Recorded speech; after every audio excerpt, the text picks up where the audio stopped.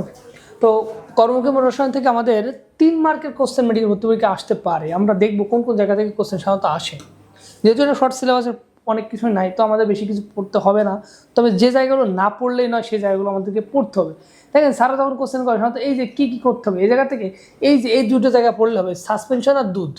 এই সাসপেনশনটা কোশ্চেন খুব ভালো করে হবে। সাসপেনশন এবং কোয়াগুলেশনের যে উদাহরণগুলো আছে, এই জায়গা থেকে আমাদের ভালো করে পড়তে হবে। হ্যাঁ, মেন ফোকাস ওইটাই। তো আমরা চলে আসবো প্রথমে খাদ্য পচনের কিছু কারণ আছে। খাদ্য নিরাপত্তা 3টা বিষয়ের উপর ডিপেন্ড করে। একবার একটু দাগা নেবেন। পেজ নাম্বার হলো 579 পেজে, জাস্ট কয়টা জিনিসের উপর ডিপেন্ড করে শেষ।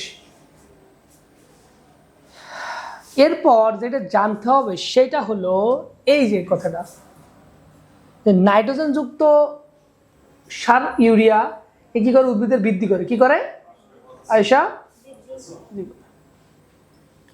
আর ফসফরাসযুক্ত সার কি আছে? টিএসপি এবং ড্যাপ, এগুলোর নাম রাখবে। আর পটাশিয়ামযুক্ত সার কোনটা? মিউরেট অফ পটাশ এবং পটাশিয়াম। এরা কী করে উদ্ভিদের ফুল ফল ধরনে, মানে ফুল ফল আসতে সহায়তা করবে কি? পটাশিয়াম। আর ইউরিয়া কী করে? বৃদ্ধি। আচ্ছা, এরপরে এই পেজ থেকে কিছুই পড়া লাগবে না, প্রিজারভেটিভে চলে আসবো আমরা। খাদ্য পচন নষ্ট হওয়ার কারণ কয়টা আছে? 3টা। কয়টা? 3টা। একবার একটু দেখবা। মেইনলি এখানে অক্সিজেন কি থাকবে? যত অক্সিজেন থাকবে তত খাবারটা পচার চান্স বেশি। তো এই খাবারগুলোকে আমাকে কী করতে হবে? প্রিজারভেটিভ করতে হবে। প্রিজারভেটিভ মানে কি? খাবার নষ্ট নয়। কয় ধরনের প্রিজারভেটিভ আছে? 2 ধরনের, প্রাকৃতিক এবং কৃত্রিম। তো এই যে এখানে এই লাইনগুলো দেখাইতে হবে যে কোনো জায়গায় যদি পানি বেশি থাকে তাহলে সেটা কী হবে? পানি মানে অক্সিজেন বেশি, আর অক্সিজেন নষ্ট হয়ে যাবে। এই জন্য ওখানে পানি সক্রিয়তা কী হতে কমাইতে হবে? কত কত কত কমাতে হবে?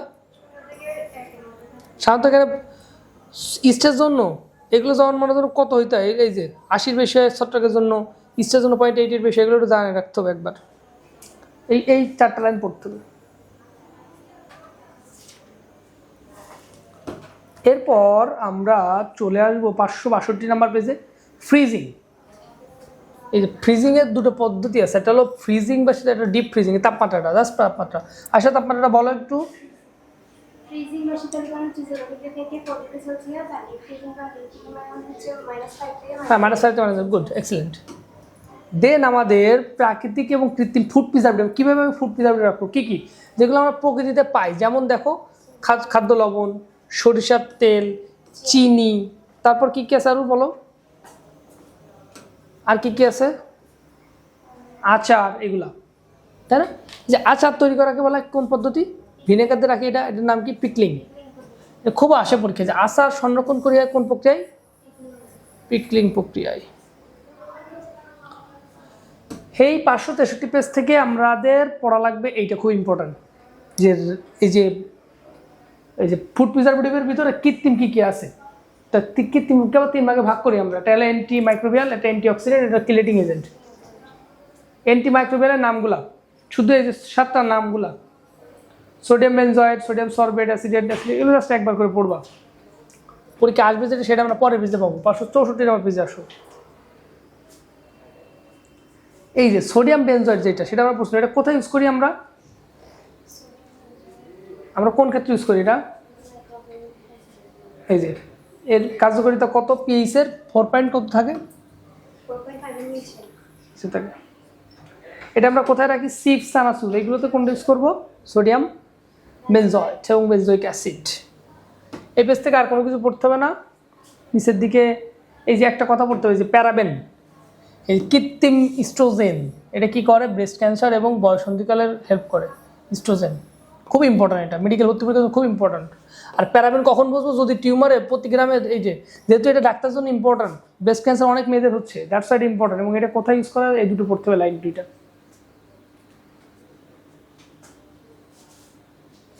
এরপরে পটাশিয়াম সরবেট, এটা কোথায় ইউজ করি আমরা? পটাশিয়াম সলভেট কোথায় ইউজ করি আয়েশা বলো? হ্যাঁ, এই যে কই লাইনটা কই? এই যে এই লাইনটা শুধু কোথায় বড় বড় ব্যবহার কোথায় এটা পড়তে হবে। দই মিষ্টি পরীক্ষা আসবে কি? দই শনাক্তকরণে হলো দই সংরক্ষণে কোনটা ব্যবহার করা হয়? কোনটা? সলভেট। এরপরে আমরা পড়বো কোনটা? এরপরে পড়বো অ্যাসিটিক অ্যাসিড, এই যে এটা পিএইচ, এটা মান, এই যে এটা, এবং ভিনেগারকে আমরা জানি সব, এগুলো আমরা পড়বো না। সাইট্রিক অ্যাসিডের পিকে লেভেল খুব পরীক্ষা আসে 3.14, মেডিকেল ভর্তি পরীক্ষা আসছে একবার 3.14। নাইট্রেট এবং নাইট্রেট লবণ এটা কোথায় ইউজ করা হয়? মাংস। কোথায়? এই মাংসে সাধারণত কোন ব্যাকটেরিয়া থাকে? ক্লোস্ট্রিডিয়াম। কোনটা? এইটা নষ্ট করে দেয় কে? এই যে নাইট্রেট এবং নাইট্রেট লবণ। আর কিছু পড়ার দরকার নাই এখান থেকে, এটা তুমি জানো। অ্যান্টিঅক্সিডেন্টগুলোর নাম লাগবে, এই যে মুক্তমূলক, পেজ নাম্বার 500 কত, এটা 566। হ্যাঁ এই যে মুক্তমূলকগুলোর নাম লাগবে শুধু, এই যে এইগুলা, এই যে 1 2, হ্যাঁ বিএইচএ, বিএইচটি, পিবিএইচকিউ আর প্রোপাইল গ্যালেট, এই 4টা। আর কিছু পড়ার দরকার নেই।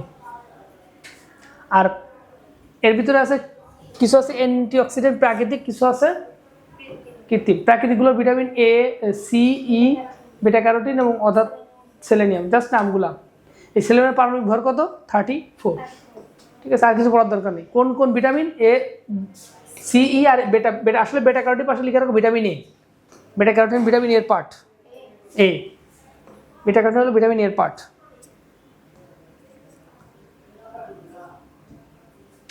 ক্লেটিং এজেন্টের এই কথাগুলো দেখাও, এটার হিসেবে কোনটা ইউজ করা হয়? এই আয়রন, কপার, এগুলা। এবং ক্লিটনের সবচেয়ে ইউজ করে ইডিটি। কোনটা? ইডিটি এর ফুল ফর্ম কি? Ethylene diamine tetra acetate. আর কিছু পড়ার দরকার নেই, এগুলো আমরা অলরেডি এই চ্যাপ্টারটা ওই মানে এগুলো যা আছে ওগুলো আমরা আগেই পড়ে ফেলেছি, এগুলো আমাদের লাগবে না, এগুলো কিছু লাগবে না। ক্যানিংয়ে চলে আসো। এই ক্যানিংয়ের মূল কথা, এখানে কোন ব্যাকটেরিয়া ভূমিকা পালন করে? ক্লোস্ট্রিডিয়াম। কোন কোন ব্যাকটেরিয়া? 569 পেজে ক্লোস্ট্রিডিয়াম। আলটিমেটলি এই বোটুলিনাম তো না যায়, ফুড পয়জনিং না করে, সেই কারণে আমাদের কোটোজাতকরণ কি একটু সতর্ক থাকতে হবে, ঠিক আছে? তো মনে রাখো। এরপরে আমাদের কোটোজাতকরণের যে প্রসেস, দেখো এই যে প্রসেসটা 3টা স্তরে করি। কয়টা স্তরে করি? প্রথম স্তরে কাঁচামাল সংগ্রহ করি, গ্রেডিং করি, ধৌতকরণ করি, খাসা ছড়াই, তারপরে সিদ্ধ করা, ইংলিশ নাম কি? ব্রাঞ্চিং। আর লাস্ট কি করি? এই যে রিটিটিং বা নির্বিষ করি। এটাকে সাধারণত আমরা নির্বিষ করি মানে কি? মানে ওই ভিতরে জীবন সবগুলো কী করবো? মেরে ফেলবো। লাস্ট টাইম কী করে? এগুলো কী করবো? এগুলো জাস্ট একবার রিডিং পড়বা, এত ইম্পর্টেন্ট না, পরীক্ষা আসার মতো কোশ্চেন না এটা। এক একটা ইসের ক্ষেত্রে ক্যানিং তরল এক এক রকম, এবং এটা পড়তে হবে যে ক্যানিং তরল কোনটা। যেমন দেখো এখানে লেখা আছে সুন্দর করে, পেজ নাম্বার, এটা কত পেজ দেখো তো? 570 পেজ। দেখো লেখা আছে যে সাধারণ ক্যানিং তরলের ফলের ক্ষেত্রে কত? 30%, 40% চিনি। সবজি মাছের ক্ষেত্রে 7 থেকে 15% সোডিয়াম ক্লোরাইড। আর ফুড প্রিজারভেটিভ 0.2 সাইট্রিক অ্যাসিড। এগুলো নামগুলো দেখাও, জাস্ট নামগুলো, আর কিছু না। 570 পেজে ছিল, 571 পেজে আসো।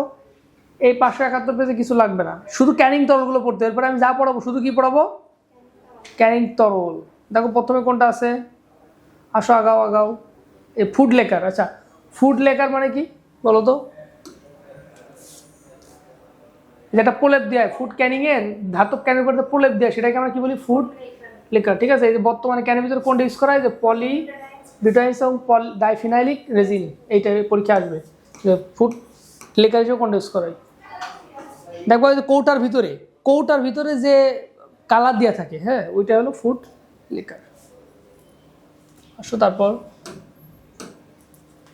এরপর চলে আসবা এই যে দেশি ফল। আমি বলেছিলাম ফলের ক্ষেত্রে ক্যানিং তরল কোনটা? 30 থেকে 40% চিনি এবং সাইট্রিক অ্যাসিড। শুধু এই লাইনটুকু পড়তে হবে, এই লাইনটুকু, আর কিছু পড়ার দরকার নেই। যে ফলে দিক না কেন একটা আসবে, ঠিক আছে? এরপরে দেখো আম, তাহলে আমের ক্ষেত্রে কি? 30 থেকে 40% চিনি আর ওইটা সাইট্রিক অ্যাসিড। আনারস একই কথা, তো এটা নিয়ে কোনো টেনশন করার দরকার নেই। ফল ওই সব ফল একই রকম, তো এটা পড়বো না। ফলে পরে আমাদের কি আছে? সবজির ক্ষেত্রে ক্যানিং তরলটা জানতে হবে। এই যে ক্যানিং তরল দেখো, ভুট্টাই যে এই পেজ নাম্বার চলে আসো 577, শুধু ক্যানিং তরলটা, আর কিচ্ছু না। 2% লবণ পানি, 5% চিনি দেবো, শেষ।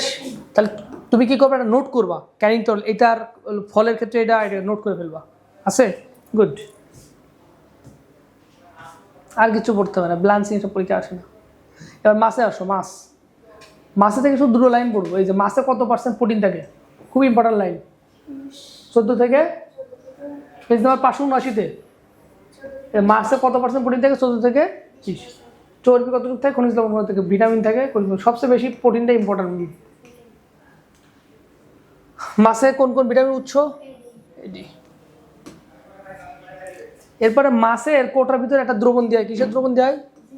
Zinc oxide. যাতে কি হয়? জিঙ্ক সালফেটটা যদি বলে যে ভর্তি করা হয় কোন দ্রবণে? Zinc oxide. আর যদি বলে লাল উজ্জ্বল বর্ণের জন্য দায়ী কোনটি? Zinc sulphate. ঠিক আছে, যদি বলে কোন দ্রবণ দিই? আর লাল সুন্দর ইয়ার জন্য কোনটা? আচ্ছা, এখানে যে ক্যানিং তরল 2% সোডিয়াম ক্লোরাইড 2% চিনি, আমরা অলরেডি পড়ে ফেলছি। এরপরে চলে তোমার মাংস। মাংস কত পার্সেন্ট পানি? দেখো মাংস 75% পানি, প্রোটিন 19। যাতে আছে শুধু উপাদানে পড়তে হবে। কি পড়তে হবে? উপাদান। চলে আসো পরের পেজে 580-তে। এর ক্যানিং একই, 2% খাদ্য 2% চিনি, কোনো সমস্যা নেই। এগুলো লাগবে না, এগুলো লাগবে না, আগাও। এই যে এই জায়গাটা পরীক্ষা কোশ্চেন হবে, এই যে সমসত্বে অসমসত্বে সাসপেনশন 582 পেজ।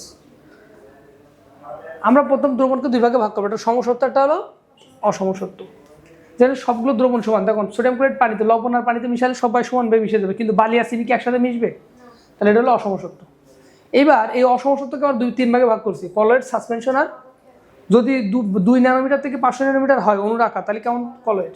আর যদি 500 বড় হয় তখন তাকে বলবো কোয়াগুলেশন। সরি, 0.1 থেকে 2 হইলে আমরা তাকে বলবো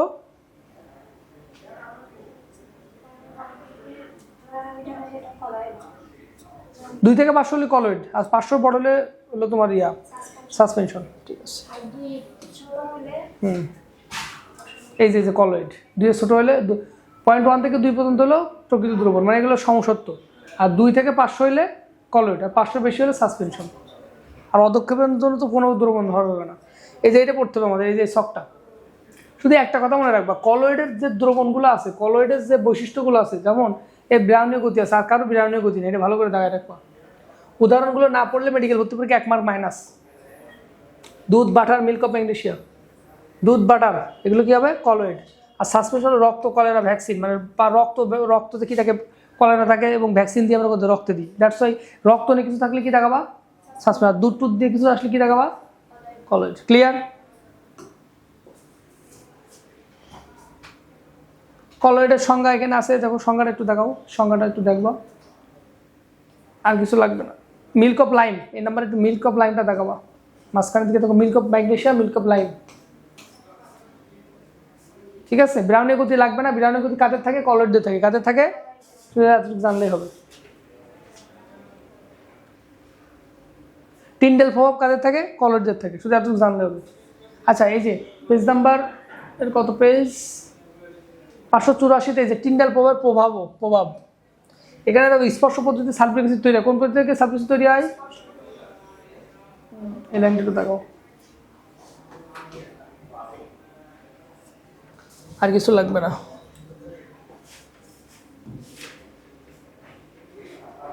এসব কিছু পড়ার দরকার নেই, এগুলো পরীক্ষা আসবে না। পরীক্ষা যা আসে অলরেডি দেখা দিচ্ছি। ব্রাউনীয় গতি, আচ্ছা ব্রাউনীয় গতির এই যে পেজ নাম্বার এখানে আসো 586, এই যে কলয়েড, যে এই লাইনটা দেখাতে হবে। ব্রাউনীয় গতি কলয়েডের সুস্থিতির অনুধাবক কারণ। পরীক্ষা আসবে কি?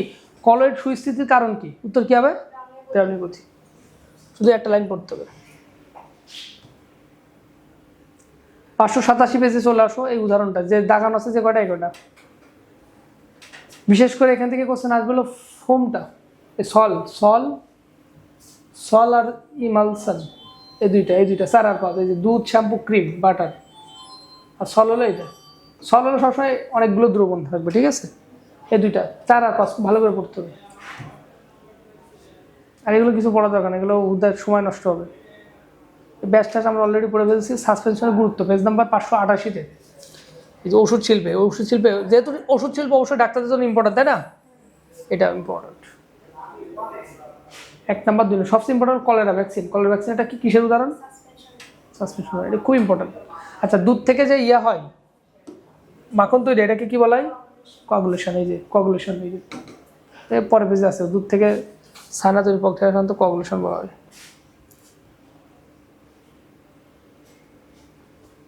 সব লাগবে না।